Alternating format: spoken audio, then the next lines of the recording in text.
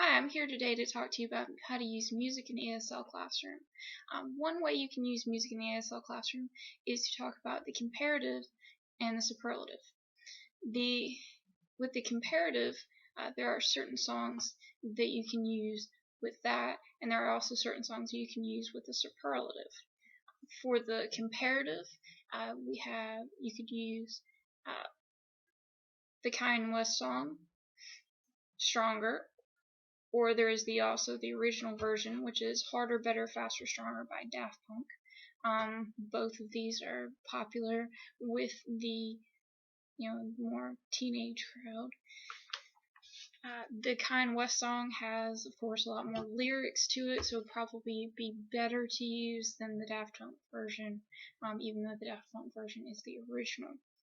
Some other ones you can use are What Doesn't Kill You by Clarkson, which it goes into, it talks about making you stronger. And of course, the phrase "what doesn't kill you makes you stronger" is also an idiom, so you could also use that song to actually talk about idioms as well with your students, since that is a popular phrase over here in the United States. You hear all the time in movies, and people say that to their kids to get them to do things. But you hear that a lot over here used, so that's a good way to help explain that phrase to your students. Another song that uses the comparative is Survivor by Destiny's Child, and it also kind of goes along with that same theme that the Kelly Clarkson song goes along with as well, where it's talking about a person getting stronger from adverse things that happen to them. For the superlative, I have The Most Wonderful Time of the Year by Andy Williams, which is more of a Christmassy song, so would possibly be good to do around that time of year. The Best by Tina Turner, and The Best Around, which is actually a song from the Karate Kid movie. Some things that you could do with those songs is you could actually do maybe like a multiple choice activity with them, where the students have several choices and they have to pick which one is the comparative or which one is the superlative.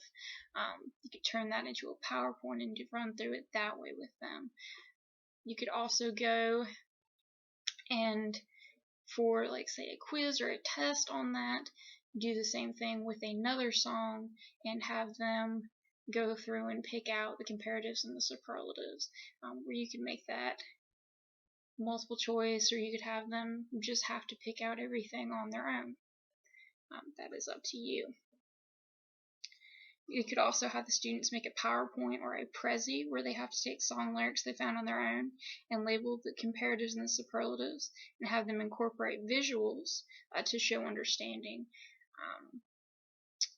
So for maybe, What Doesn't Kill You by Kelly Clarkson, you could have someone that was weak before and then someone that is stronger now to show that they understand the difference and they understand the comparative. That would actually be really good to do with a Prezi because you can incorporate visuals a lot easier in Prezis than in PowerPoints. Prezi is a online interactive version of kind of like a PowerPoint, where students can go and add things, depends on how high-tech your classroom is, I guess. You could also have them create a Wordle with the song where the comparatives on one word cloud, and then if you did superlatives, you could have them on a different word cloud. And that would be a very good way to visualize those words and then show all those words together and show the connection. Wordle is another website. There's also some other websites where you can make basically clouds using those words.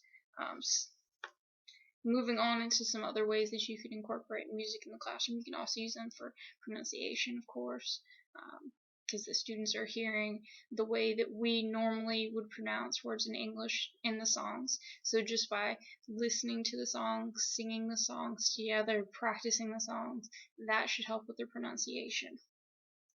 You could also ask them questions about certain words in the songs, focusing on that vocabulary. Have them pick out different words that you want them to focus on that maybe they don't know, and make them make maybe like word maps where they have to have the definition of the word and a visual of the word and a synonym or an antonym of the word. You could have them, again with the vocabulary, you could have them talk about the lyrics and how those words are being used versus, other ways possibly they've seen the same word being used, because sometimes in English we have multiple meanings for one word. If you wanted to talk about verbs, you could play a song, and every time the students hear a verb, you could have them actually act it out to show their understanding, that they understand how that verb is being used. Again, going back to figurative language, you could teach idioms that way, like I was talking about before. There's a really good Katy Perry song that would be good for that. It's called "The One That Got Away." There's also a Cage the Elephant song called "No Rest for the Wicked." That's again another popular phrase that comes up in American culture. People go around and they say, "There ain't no rest for the wicked." You hear it in movies and everything all the time. There's also, they talk about how money doesn't grow on trees and that. And over here, a lot of the time, if you ask for something and your parents don't want to give it to you, you will hear that a lot. You can also have them pick out metaphors and similes and explain them. A good song for that would be "Firework" by Katy Perry. Has a lot of metaphors and a lot of similes. You can use them to have the students help them remember information. There's a lot of Schoolhouse Rock songs that focus on learning different pieces of information. They have one on how we go about making federal laws over here.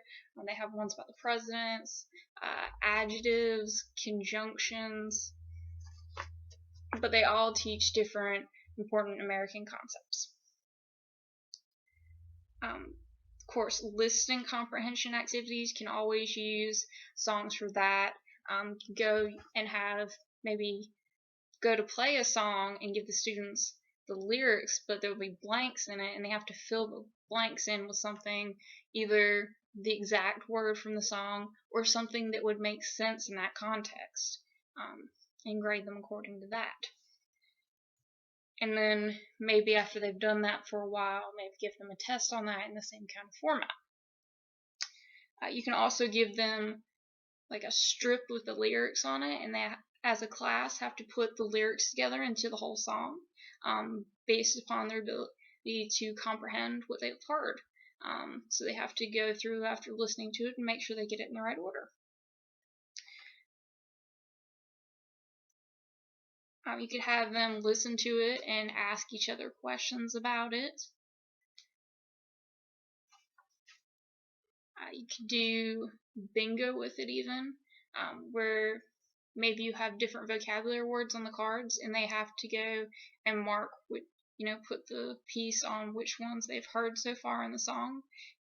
But there's definitely lots of different ways you can incorporate music into ESL classroom. I'd definitely say the sky's the limit there.